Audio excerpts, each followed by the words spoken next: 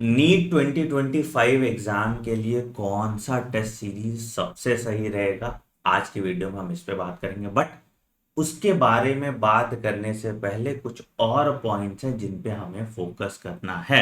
सबसे पहला कि कब से हमें टेस्ट सीरीज देना चाहिए, टेस्ट सीरीज ऑनलाइन देना चाहिए या ऑफलाइन देना चाहिए, और टेस्ट सीरीज की एनालिसिस कैसे करनी चाहिए, और क्या पैरामीटर्स हैं जिनके बेसिस पे हम बता पाते हैं कि टेस्ट सीरीज अच्छी है या खराब है। तो सबसे पहला पॉइंट बेटा कि आपको टेस्ट सीरीज ऑनलाइन या ऑफलाइन देनी चाहिए। तो बेटा अभी नीट 2025 का पेपर ऑफलाइन होगा, तो आपको जो टेस्ट सीरीज देनी चाहिए वो ऑफलाइन ओएमआर वाली टेस्ट सीरीज देनी चाहिए। बट यहाँ पे आप लोग एक गलती कर रहे हैं, मैं बहुत एक ट्रेंड देख रहा हूँ, लोग ऑफलाइन टेस्ट सीरीज ज्वाइन कर रहे हैं और किसी एग्जाम सेंटर पे जाके टेस्ट देने की कोशिश कर रहे हैं और टेस्ट दे रहे हैं, और बहुत महंगी टेस्ट सीरीज होती है वो वाली। तो बेटा मैं ये रेकमेंड आपको नहीं करूंगा। आप जो स्टैंडर्ड डीएलपी प्रोग्राम होता है, DLP is distance learning programme, और डीएलपी प्रोग्राम में आप कोई टेस्ट सीरीज खरीद लीजिए ऑफलाइन, और टेस्ट सीरीज को घर पे ही दीजिए। आपको एग्जाम सेंटर पे जाने की जरूरत नहीं, आपको बहुत टाइम वेस्ट होता है, गर्मी है, क्यों जाओगे एग्जाम सेंटर पे। घर पे ही वैसा माहौल बना दो, 2 से 5 बजे के बीच में आप टेस्ट दीजिए तो ज्यादा बेटर। आई नो एग्जाम की फील आती है अगर आप ऑफलाइन सेंटर पे आते हो, बट वो काम आप जनवरी फरवरी मार्च में भी कर सकते हैं, अभी आपको ऐसा टेस्ट नहीं देना चाहिए, ठीक है। दूसरा चीज कि टेस्ट सीरीज कब से स्टार्ट करनी चाहिए। तो बेटा टेस्ट सीरीज आपको अभी नहीं देनी चाहिए। बहुत लोगों के बहुत सारे टेस्ट सीरीज आ गए हैं, बट किसी को बच्चे को भी मैं कभी रेकमेंड नहीं करता हूं अगस्त से पहले टेस्ट सीरीज देने के लिए। मतलब आप अगस्त से अर्लीस्ट टेस्ट सीरीज स्टार्ट कर सकते देना, ठीक है। अगस्त से आप स्टार्ट कीजिए पार्ट टेस्ट देना, ठीक है। और उसके बाद आप अगस्त से दिसंबर तक, जब तक आपका सिलेबस खत्म नहीं होता, आप पार्ट टेस्ट दीजिए, ठीक है। और दिसंबर के बाद आप मई तक सिर्फ और सिर्फ फुल टेस्ट ही दीजिए। दिसंबर से लेके मई तक आप सिर्फ और सिर्फ फुल टेस्ट ही दीजिए। तो अभी से टेस्ट देना मत स्टार्ट करना, बहुत सारे टेस्ट सीरीज ऑलरेडी आ गए, अभी से आपको टेस्ट देना नहीं चाहिए, ठीक। कितने टेस्ट देने चाहिए सर? कम से कम आपको 100 टेस्ट सॉल्व करना चाहिए। अब बोलोगे सर किसी एक इंस्टीट्यूट का तो 100 टेस्ट का बुकलेट ही नहीं बनता, बिल्कुल सही बात है, और मैं वो रेकमेंड भी नहीं करता हूं। मैं इसीलिए आपको कहा कि आप ऑफलाइन टेस्ट सीरीज सेंटर्स पे ना जाएं, आप घर पे ही टेस्ट मंगा ले, वो कंपैरेटिवली सस्ता पड़ता है। और आप जितने पॉसिबल अच्छे इंस्टीट्यूट है उन सब का टेस्ट दीजिए, तभी आप अच्छे से असेस कर पाएंगे, ठीक है। अब बात करते हैं कि कैसा होता है टेस्ट सीरीज, मतलब कि टेस्ट सीरीज आपको कैसे इंश्योर करोगे कि वो टेस्ट सीरीज अच्छी है या खराब है। तो सबसे पहला चीज जो हम बात करते हैं दैट इज एनसीईआरटी रेलेवेंस। कोई भी टेस्ट सीरीज आप दे रहे हैं तो it should be 100% NCERT based, एक दो भी क्वेश्चन एनसीईआरटी के बाहर नहीं होना चाहिए। आपके नीट एग्जाम में जब एनसीईआरटी के बाहर नहीं आता तो टेस्ट सीरीज में क्यों होगा, ठीक है। दूसरा सर, इसमें टॉपिक वाइज वेटेज का ब्लेंड होना चाहिए। खास करके ये फुल टेस्ट की बात कर रहा हूं, क्योंकि बेटा फुल टेस्ट में अगर पता चला सेल से ही 10 क्वेश्चन दे दिया या मॉलिक्यूलर बेसिस ऑफ इनहेरिटेंस से ही 15 क्वेश्चन दे दिया तो क्या फायदा, है ना। तो एक परफेक्ट ब्लेंड होना चाहिए, और टॉपिक भी वहीं से पूछे जाने चाहिए जो FAT में आते हो, फ्रीक्वेंटली आज टॉपिक में आते हो, ताकि आप नीट एग्जाम के हिसाब से प्रिपेयर कर पाए। सभी तरह के क्वेश्चन होने चाहिए, चाहे assertion, reason, diagram based, statement based, match the following, direct, critical thinking, है ना। और डिफिकल्टी लेवल भी बैलेंस्ड होना चाहिए, क्योंकि अगर पता चला कि एकदम डिफिकल्ट पेपर बना दिया तुम्हारा कॉन्फिडेंस टूट जाएगा। पता चला एकदम इजी पेपर बना दिया तो तुम नीट के लिए तैयार नहीं हो पाओगे। पता चला ओनली असर्शन रीजन के क्वेश्चन डाल दिए तो क्या पॉइंट, है ना। तो एक ब्लेंड ऑफ क्वेश्चन होना चाहिए आपके टेस्ट में। क्वेश्चन की क्वालिटी अच्छी होनी चाहिए, जो एग्जाम में आता है उस स्टैंडर्ड की क्वालिटी होनी। अतरंगी टाइप के क्वेश्चन, जबरदस्ती बना दिए वो क्वेश्चन हो, वो बेकार होता है। प्लस ऐसे क्वेश्चंस हो जो एक्चुअली एग्जाम में आ सकते हो, तो वैसे क्वालिटी के क्वेश्चन होने चाहिए। डिफिकल्टी लेवल मिक्स होना चाहिए। देखिए आप तो प्रेडिक्ट नहीं कर पाओगे नीट 2025 का पेपर डिफिकल्ट होगा या बहुत इजी होगा, है ना। तो कुछ पेपर आप थोड़ा मॉडरेट लेवल का सॉल्व करो, कुछ पेपर आप इजी लेवल का सॉल्व करो, कुछ पेपर आप हार्ड लेवल का सॉल्व करो। तो मान लो मैंने एक टेस्ट सीरीज बनाया जिसमें फिजिक्स हार्ड कर दिया, केमिस्ट्री बायो इजी कर दिया। दूसरा टेस्ट बनाया जिसमें केमिस्ट्री हार्ड कर दिया, फिजिक्स बायो इजी कर दिया। तो वैसे करके डिफिकल्टी लेवल आपको ट्यून इन करना पड़ेगा। आपको नहीं पता है कि कौन सा पेपर डिफिकल्ट ज्यादा आ जाएगा, ठीक है। और आखिरी पॉइंट कि it should be based on latest NTA syllabus. अगर आपको सिलेबस में अभी भी कोई कंफ्यूजन है, कमेंट सेक्शन में मेंशन कीजिए, मैं सिलेबस ट्रैकर आपको बना के दे दूंगा, जिससे आपका सिलेबस का कंफ्यूजन एकदम से दूर हो जाएगा, ठीक है। तो सर आपने बोला टेस्ट सीरीज तो अगस्त से देना, तो अभी क्या करना चाहिए, अभी क्वेश्चन प्रैक्टिस के लिए सबसे अच्छा ऑप्शन क्या है? तो बेटा अगर अभी आपको क्वेश्चन प्रैक्टिस करने हैं, ठीक है, तो बेसिकली तुम अभी क्या कर रहे हो, तुम फुल सिलेबस तो नहीं कर रहे होगे टेस्ट, है ना। फुल सिलेबस वही बच्चे टेस्ट कर रहे होंगे जो 550 प्लस ला रहे हैं, है ना। 550 प्लस वाले फुल सिलेबस टेस्ट से स्टार्ट कर सकते हैं, बट आप बाकी बच्चे को क्वेश्चन प्रैक्टिस करना है। क्वेश्चन प्रैक्टिस कैसे करोगे? तुमने एक टॉपिक पढ़ा तो आपने टॉपिक वाइज क्वेश्चन किए, सारे तरह के क्वेश्चन, उसके बाद आपने पूरा चैप्टर कंप्लीट कर लिया, तो आपने एग्जाम ड्रिल कर लिया या चैप्टर वाइज मॉक टेस्ट कर लिया, ठीक है, जिसमें हर तरह के क्वेश्चन ब्लेंडेड है, ठीक।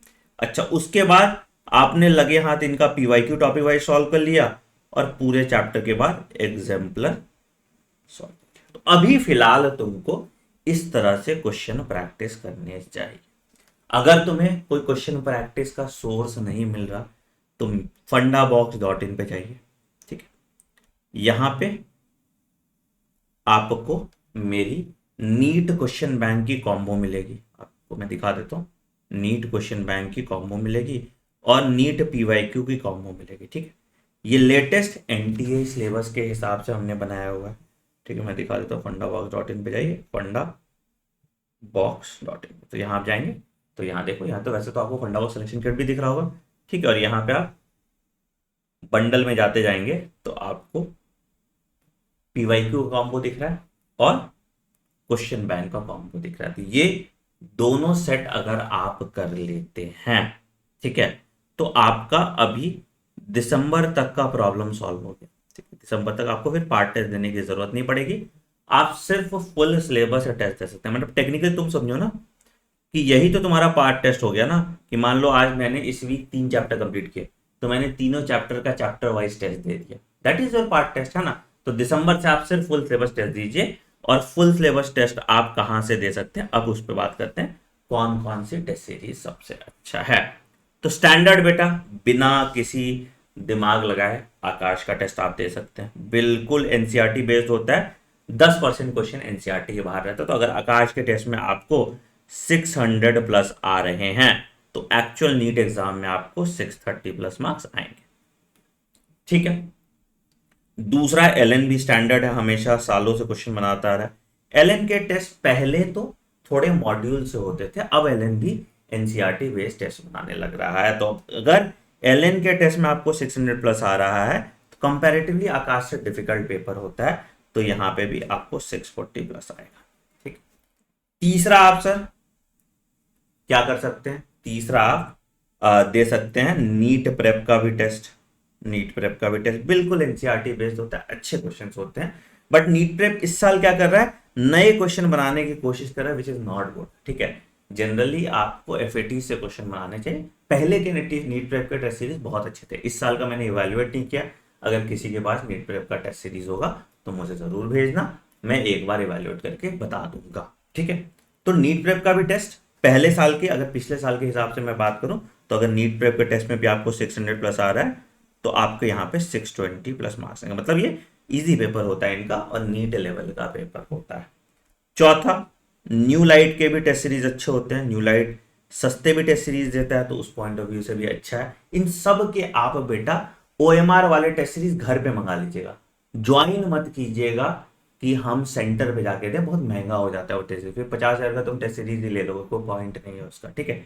तो न्यू लाइट की टेस्ट सीरीज में भी अगर आपको 600 प्लस आ रहा है, तो यहाँ पे एक्चुअल एग्जाम में आपको 620 प्लस आएगा, ठीक है।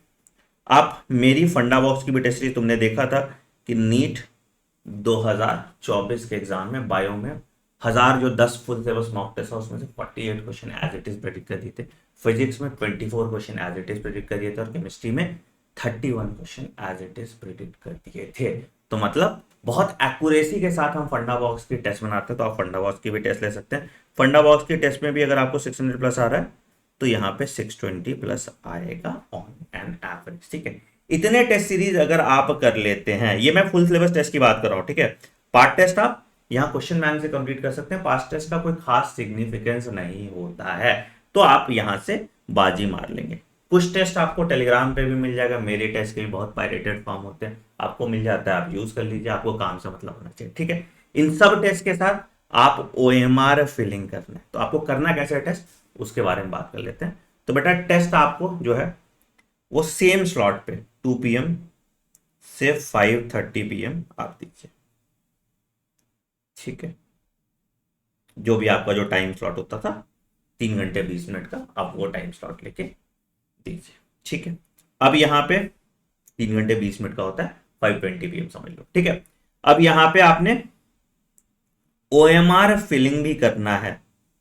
ठीक है, उसके बाद पेपर चेक करने के लिए अपने घर में किसी को बोल दो या खुद से चेक कर लो। एंड फिर जो सबसे इंपॉर्टेंट पार्ट आता है वो इस टेस्ट का एनालिसिस आता है। कैसे करते हैं सर एनालिसिस हम? अगर हम एनालिसिस नहीं करेंगे तो टेस्ट देने का कोई फायदा नहीं। तो एनालिसिस कैसे करते हैं? एनालिसिस करने के लिए आपको सबसे पहले देखना है कि आपने गलती की है। बिल्कुल, कैसी गलती की है सर? पहला तो जो तुम कहोगे सबसे ज्यादा होता है सिली मिस्टेक, OMR बबल में गलती, ये गलती वो गलती, भूल जाओ सिली मिस्टेक, अभी तुम जितने सिली मिस्टेक करोगे उतना अच्छा। ठीक, दूसरा है कि फैक्चुअल एरर मुझे आता ही नहीं था, तो उस टॉपिक सब टॉपिक को आप पढ़ लीजिए। और तीसरा और सबसे रिस्की होता है कि आपको लगा आपको सही आता था और आप कंफ्यूज कर गए, जिसको हम कहते हैं कॉन्सेप्चुअल एरर। तो इस पूरे कॉन्सेप्ट को आपको रीडू करना पड़ेगा, और जैसे जब आप 100 टेस्ट कंप्लीट करेंगे तो आपका पूरा सिलेबस रिवर्स इंजीनियर होकर रिवाइज हो जाएगा। तो रिवीजन करने का सबसे अच्छा तरीका टेस्ट दे के ही होता है। मैंने आज जितने बच्चों से काउंसलिंग में बात की, सबको वही दिक्कत थी, सब लोगों ने टेस्ट नहीं दिया था।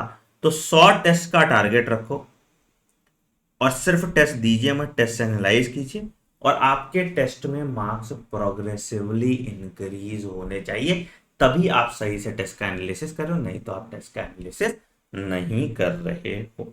ठीक है सर, कुछ और नीट 2025 एग्जाम से रिलेटेड स्ट्रैटेजी पे मुझे 1-on-1 बात करनी है, तो बेटा मैंने अपने कैलेंडर में रोज का 2 घंटा आपके लिए निकाल के रखा हुआ है।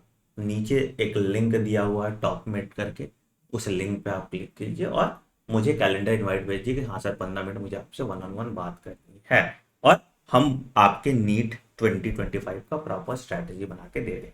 ठीक है, on that note I am ending video. I hope इस वीडियो से आपको क्लैरिटी मिली होगी।